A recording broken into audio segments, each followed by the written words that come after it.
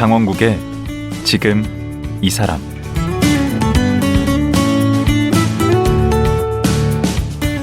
안녕하세요. 강원국입니다.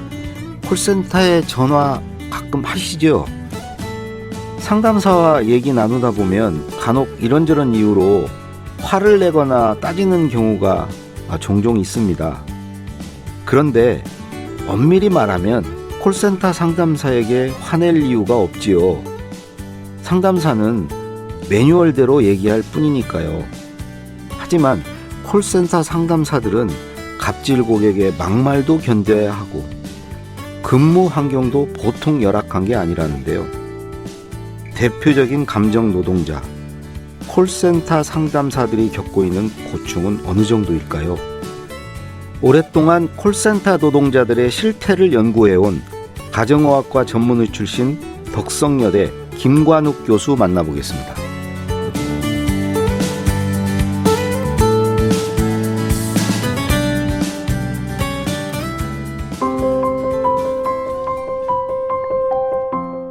김관욱 교수는 충남대학교 의과대학을 졸업했습니다. 덕성여자대학교 문화인류학과 교수이자 가정의학과 전문의입니다. 의료인류학으로 서울대학교에서 석사를, 영국 더럼대학교에서 박사학위를 받았습니다. 오랫동안 흡연자, 콜센터 상담사, 이주 노동자 등의 실태와 건강을 조사 연구해왔습니다. 지은 책으로 아프지 않았으면 좋겠습니다. 흡연자가 가장 궁금한 것들 등이 있으며 최근 콜센터 상담사들의 실상을 담은 사람입니다 고객님을 출간했습니다. 네, 안녕하세요. 예, 김관욱 교수님 나오셨습니다. 네, 안녕하세요. 반갑습니다. 예, 원래 가정의학과 전문의셨죠? 네, 지금도 사실 자격증은 있습니다. 네. 제가 2021년도 3월에 그 덕성여자대학교에 임용됐는데 네. 그 전날까지 병원에 근무를 했었고 네. 임용되면서부터는 병원 근무는 마쳤습니다. 아니 그 좋은 의사를 왜 그만두고 무슨 의료사고 일으키셨습니까? 그건 아니고요. 이제 저희 어머니도 아직도 믿지 않으시려고 네. 합니다. 의사를 그만둔 거에 대해서. 네.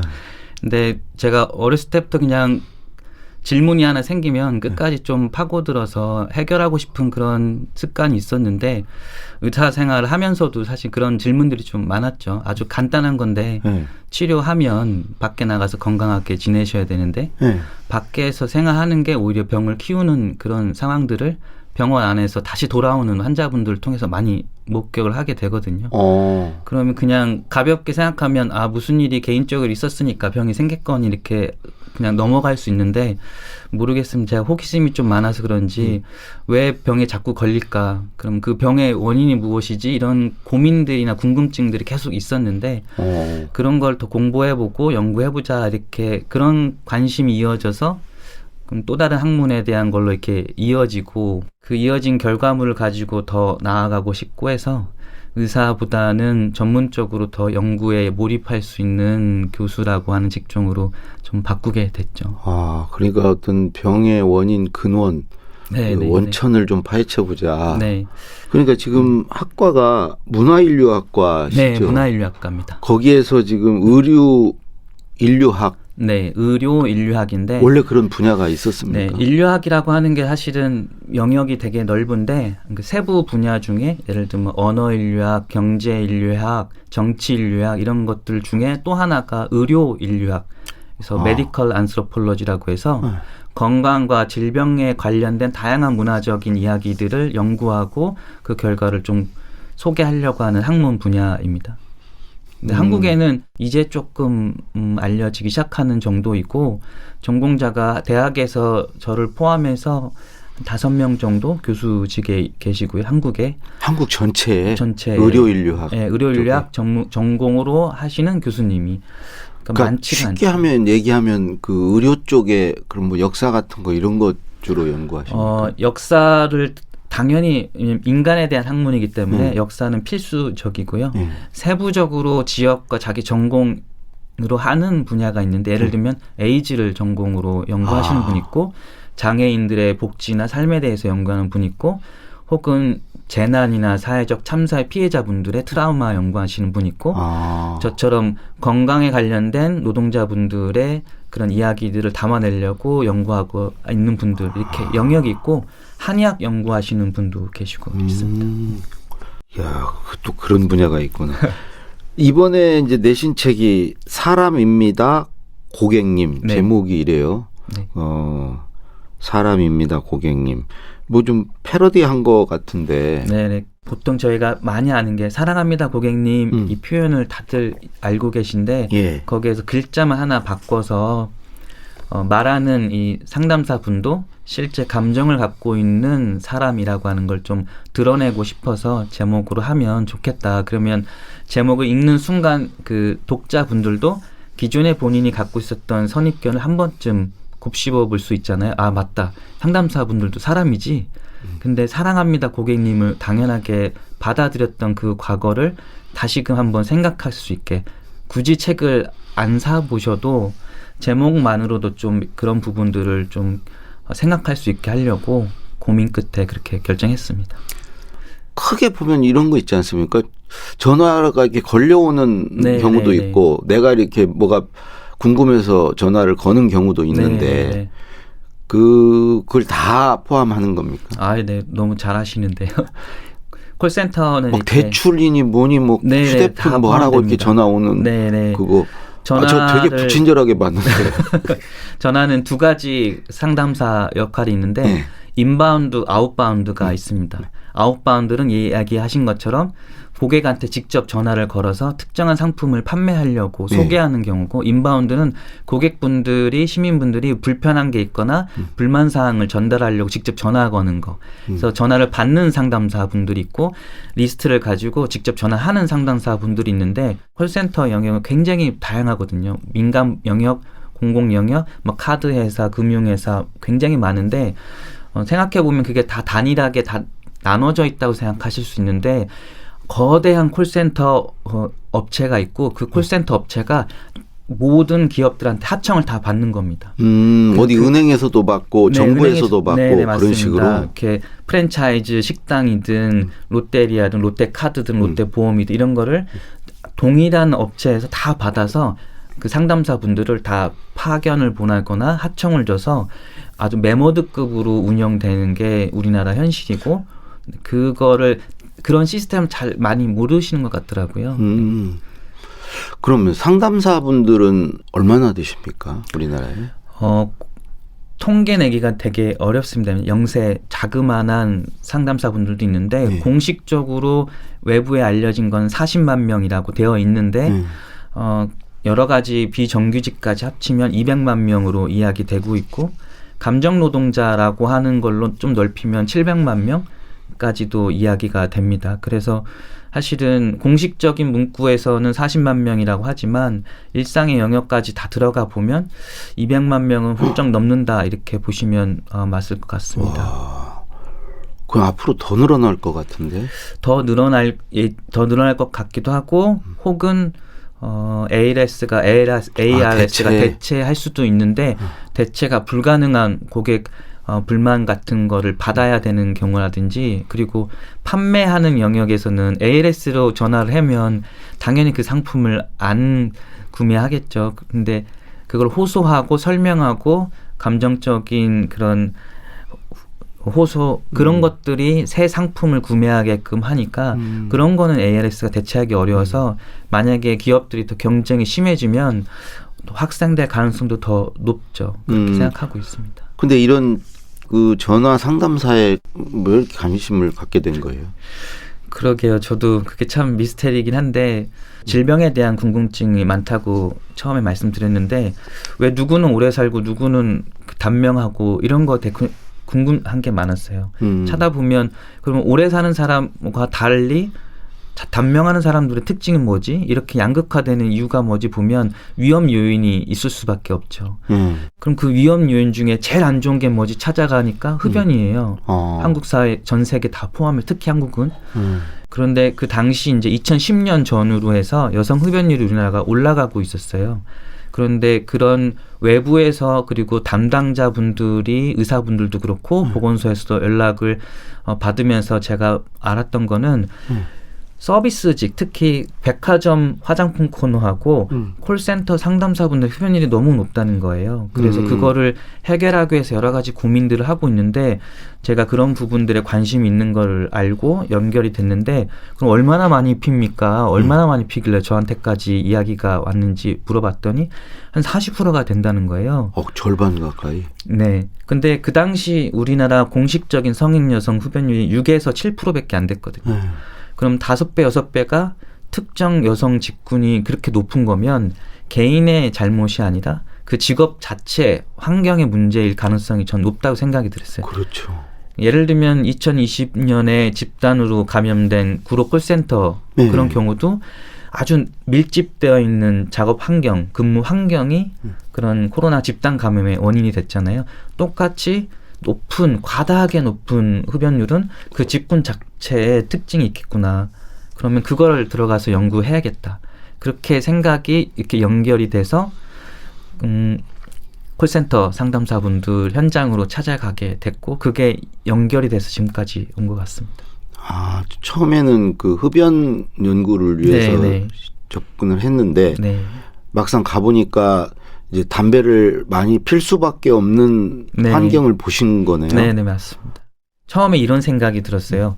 담배 피는 여성분만 다 뽑아서 이렇게 높은 건가? 그럴 정도로 너무 높았어요. 그런데 그 맞는 이야기는 경력이 좀 단절되거나 특별한 그런 커리어가 없는 여성분들이 사실 흡연율이 높은 군인 건 맞습니다. 그런 분들이 다른 직종에 취직하기 어려워서 콜센터가 취업의 문이 남기 때문에 많이 들어갔는데 들어가서 보니까 그거를 좀 기업에서 악용하는 면이 없지 않아 있었어요. 왜냐하면 군대에서도 사실은 화장실하고 흡연실 2군데만 병사들한테 허용을 하거든요. 그렇죠. 그 훈련소 많이 가보시면 쉬는 시간에 휴식 시간 2군데밖에 갈 수밖에 없는 표지판입니다. 우리 때는 그 담배 일발 장전 해가지고 그 면병장에서 많이 폈습니다. 그 자리에 앉은 자리에서. 맞습니다. 제가 군의관일 때 이제 군 병원 안에서 금연 교육을 병사들한테 하고 병사들 흡연과 관련된 연구도 했었는데요.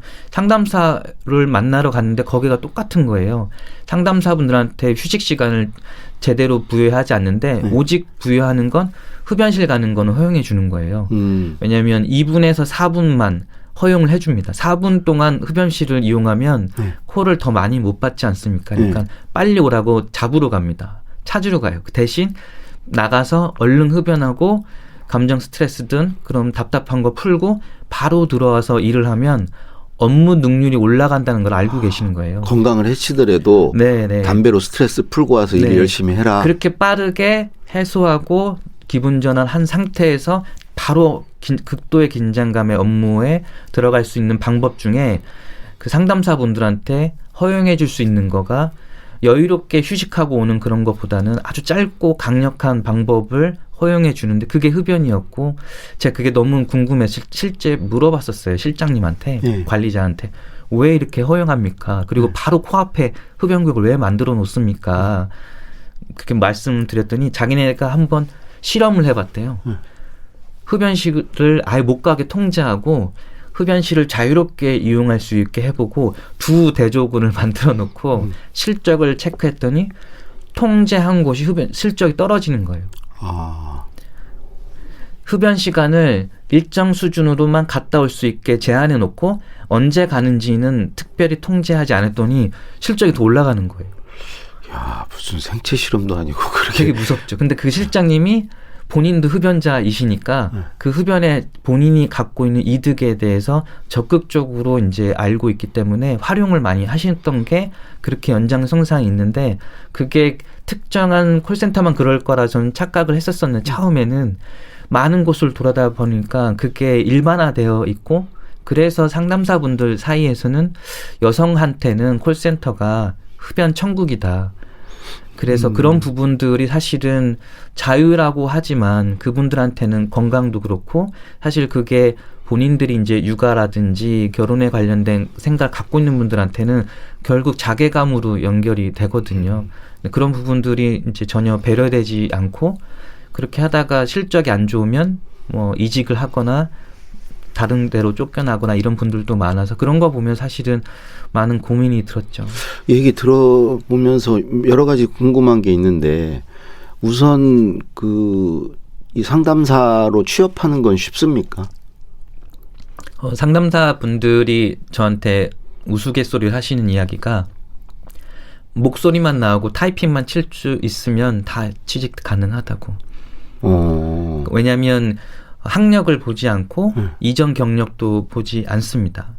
그래서 만약에 이제 각 가사나 가게에 큰 문제가 있거나 경제적으로 큰 문제가 있거나 학생분들이 대출금이나 학자금에 큰 어려움이 있으면 단기적으로 빠르게 취업을 할 수 있는 일자리를 찾을 때 사실은 콜센터가 굉장히 선호되는 직종이고 그만큼 일자리도 많고 쉽게 취직을 할 수가 있습니다. 그러면 들어가서 그 업무의 어떤 난이도가 네.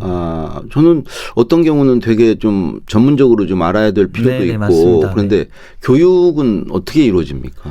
그게 업체마다 좀 차이는 있습니다. 대규모로 상담사를 쓰는 대기업의 콜센터는 한 달 정도의 교육기간을 거치긴 합니다. 그런데 일반적으로 저희가 여성분이 나는 콜센터에 취직을 해서 빨리 이제 경제적인 문제를 해결해야겠다라고 마음을 먹고 취직하는 경우에 그런 경우에는 한 몇 시간 혹은 일주일 정도 전임자가 하는 걸 옆에서 듣고 바로 투입이 돼서 죄송합니다를 남발을 하면서 실수 속에서 배워가면서 업무를 하게 되고 욕먹으면서 네네. 그리고 가장 이제 대표적인 게 아무리 경력이 좋아도 업데이트되는 자료들이 굉장히 많습니다. 그렇죠.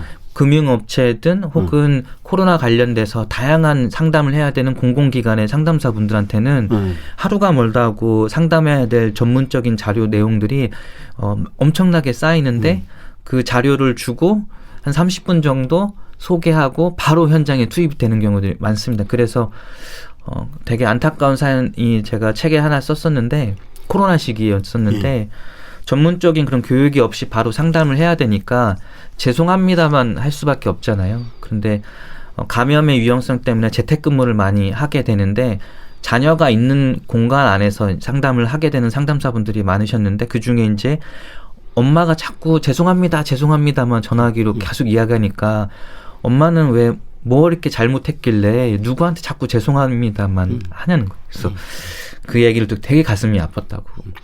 그러면 그렇게 힘들게 일을 하시고 네. 받는 대우는 어떻습니까? 사실, 급여는? 급여는 기본적으로 120~130만 원의 기본급이 있고 아니 그 최저 시급이 있지 않습니까? 120 거기에서 넘을 텐데. 이제 플러스가 되는데요. 이제 인센티브 정도로 이제 플러스가 됩니다. 그러니까 150만 원이 넘어가는 기본적인 게 있는데 200만 원을 받으시는 분은 S급 정도라고 합니다. 그러니까 최고로 실적이 좋으면 200만 원 정도 받는 거고 거기에서 A급은 떨어지고 10만 원, 15만 원 떨어지고 B급, C급 이렇게 등급을 나눠서 월급을 매달 차별적으로 지급을 하는 게 거의 대부분의 콜센터입니다. 그럼 기본급 플러스 성과급 체제입니까? 네, 기본급 플러스 성과급이고요. 본인이 한 달에 200만 원을 받기 위해서는 화장실 가는 시간도 아끼고 점심도 도시락 싸와서 그냥 자기 책상에서 먹으면서 쉬는 시간 없이 콜 실적을 올려야지만 아주 높은 실적에 의한 결과물로 200만 원 정도를 받으실 수 있고 그게 보장이 안 되는 경우들이 꽤 많기 때문에 사실 그래서 상담사분들이 힘들어하시는 게 업무의 강도는 너무 센데 취직은 쉬운데 강도가 너무 세고 그에 비해서 월급이 만족스럽지 못하기 때문에 그래서 이직률이 굉장히 높습니다. 그러면 두 가지가 궁금한데요. 우선 평균적으로 이렇게 일하는 시간 네. 하루에 얼마씩 일을 하나 네. 그리고 아까 콜을 받는다고 그랬는데 네. 전화 통화 네. 횟수겠죠. 네. 평균 하루에 어느 정도를 하면은 그냥 기본은 하는 건지.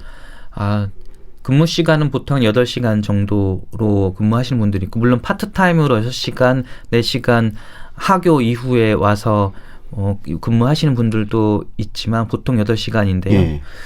콜수로 따지면 제가 들었던 것 중에 이제 아웃바운드 콜인데 전화를 거는 거죠. 200콜. 하루에 200콜입니다. 200콜이요? 네. 그러면 시간당 통화를 얼마나 해야 되는 거죠? 그걸 직접 계산해 보지 않는데 그냥 업무가 시작되고 점심시간 1시간 빼고 화장실 가는 시간 15분 보통 평균입니다. 1시간 15분을 빼고 8시간 내내 통화를 쉬는 하신다고. 시간이 쉬는 시간이라고 하는 게 없습니다. 아예 없고 8시간 중에 점심시간 빼면은 쉬는 시간이 10분이에요? 15분. 15분? 그것도 화장실 가는 시간을 주는 겁니다. 아니 학교도 50분 공부하면 10분 쉬는데 요즘은 저도 그게 45분 조금 공부한다. 이해가 안 되고 그 점심시간 빼고 40분에서 1시간의 휴게 시간을 부여해야 되는데 네. 법으로 그리고 권장해주고 있지만 현장 안에서는 쉬라고 해도 그 실적이 없으면 월급을 받는 거가 굉장히 줄어들기 때문에 쉴 수도 없고 그리고 콜이 항상 밀리기 때문에 상담사분들한테 실장분들이나 관리자분들이 쉬는 시간을 허용하지 않아요. 그리고 15분이라고 제가 말씀을 드렸는데 그러면 뭐 15분 쉬다가 조금 더 쉬면 뭐 20분 되고 좀 더 쉬면 25분 되니까 그렇게 하면 되지 않냐. 유두리 있게. 근데 그게 불가능한 게 상담사분들은 휴식을 취할 때 아이콘을 클릭을 해야 돼요. 자기 자리를 이석할 때. 그러면 그렇겠네. 초 단위로 그게 합산이 됩니다. 다 그걸 보고 있는 거네. 관리자가 실시간으로? 그 모니터링을 합니다. 네. 그래서 15분이 넘었는지 안 넘었는지가 확인이 됩니다. 철저하게 그게 전자 모니터링이 되기 때문에 본인이 오전에 화장실을 예를 들어서 10분을 썼으면 오후에 화장실 갈 수 있는 시간이 5분밖에 없는 거예요. 휴식 시간이. 아니 그 책에 보면은 이렇게 벽에 부채를 걸어놨다고 되어 있는데 네. 그거는 뭔 부채죠? 저도 그 이야기를 코로나 시기에 들었는데 깜짝 놀랐던 게 250명 정도 200에서 250명이 한 번에 근무할 수 있는 한 층에 앞하고 뒤에 벽에 부채가 3개씩 걸려 있는 거예요. 그러면 그 부채가 있을 때만 그 부채를 하나 잡아서 화장실을 갈 수 있는 거예요. 그러니까 그 부채가 없으면 6명이 이상은 자리를 비우면 그렇죠. 안 되는구나. 그래서 그분들이 미어캣이라고 이야기하는데 부채가 걸려 있는지 안 걸려 있는지만 쳐다보고 있는 거예요. 제가 기차 탈 때 그 이렇게 등을 항상 보는데 네, 화장실 네, 비었는지. 네. 정말로 그런 데가 있을까 싶었었는데 여전히 그런 데가 남아 있었고 지금은 이제 채팅창에 솜듬이라고 시옷 디귿을 치면 관리자가 그 사람만 허용을 해서 갔다 오라고 합니다. 그러면 한 명이 가면 다른 사람은 그분이 올 때까지 갈 수가 없어요.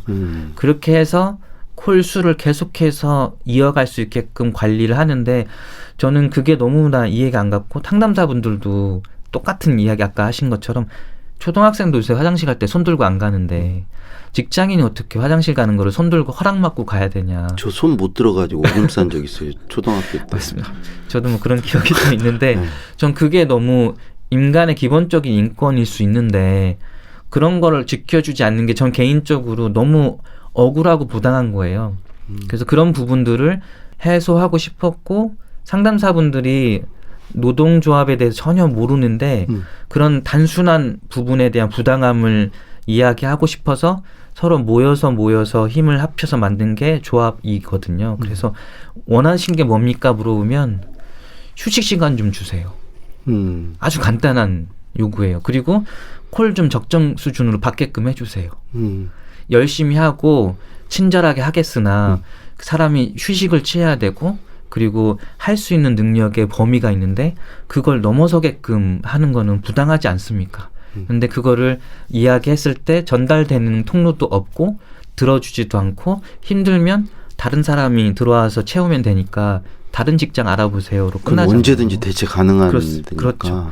그런 게 너무 그분들한테도 부당하게 느껴지고 그걸 듣는 저도 한국 사회에서 이게 정말 가능한 형태의 노동의 모습일까 그런 생각이 너무 많이 들었죠. 계속 이렇게 좀 약간 울분을 느끼시나 봐. 이렇게 울먹울먹 하시는데 답답하죠. 네. 어느 사업장 가면은 뭐 창문도 없고 네, 일부러 네. 창문을 다 막아놓고 하기도 한데 그거는 저 카지노 같은 데 가면 시계 없고 창문 네, 없고 그건 있는데 전 그거가 처음에는 거짓말인 줄 알았어요. 그래서 제가 이제 현장을 방문을 여러 번 했었는데 그리고 실제로 이렇게 가서 일도 해보셨습니까? 일을 하려고도 마음을 먹었었는데 일을 안 하기로 마음을 먹었어요. 왜냐하면 일을 하면 제가 나도 해봤어 라고 하는 좀 오만함이 생길까 봐 일은 직접 하지 않고 대신 상담사분 옆에 금연 상담 의사로 6개월간 그 콜센터 안에 들어가 있었어요. 아, 그럼 거의 뭐 절반은 하신 셈이네. 네.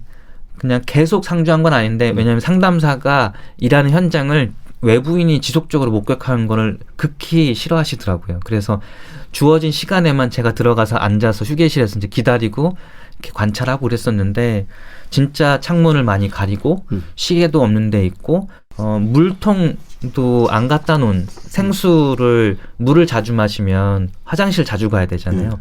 그 생수기도 구비해 놓지 않은 것도 일부러 있고요. 이건 정말 심하다. 그런 건 이제 목격하고 그리고 에어컨을 튼다는 거예요. 그 추운 날씨인데 에어컨을 점심 이후에 튼다는 거예요. 그래서 추운데 왜 에어컨을 틀죠? 여름도 아닌데 했더니 식곤증 때문에 졸리면 콜의 능률이 떨어지니까 졸지 말라고 에어컨을 튼답니다. 그래서 그거 보고 되게 깜짝 이거 무슨 했어요. 사육하던 것도 아니고 맞죠. 그게 이제 양계장도 아니고 인위적으로 그런 노동력을 끌어올리기 위해서 체온까지도 조절하는구나. 그게 너무 놀랐었죠. 아니 얘기 듣다 보니까 이게 지금 한 번 들어서는 안 될 얘기 같아요. 또 하실 말씀도 참 많으신 것 같고 그래서 내일 한 번 더 모시고 얘기를 들어봐야 되겠는데. 얼마든지 불러주시면 밤을 새서라도 얘기해드리겠습니다. 예, 아이고 고맙습니다. 그러면 오늘 얘기는 여기까지 듣고 내일 다시 한번 또 얘기를 더 나눠보도록 하겠습니다. 네, 초대해 주셔서 너무 감사합니다. 예. 네. 오랫동안 콜센터 상담사를 연구해왔고 최근에 사람입니다 고객님이란 책을 출간한 덕성여대 문화인류학과 김관욱 교수님이었습니다.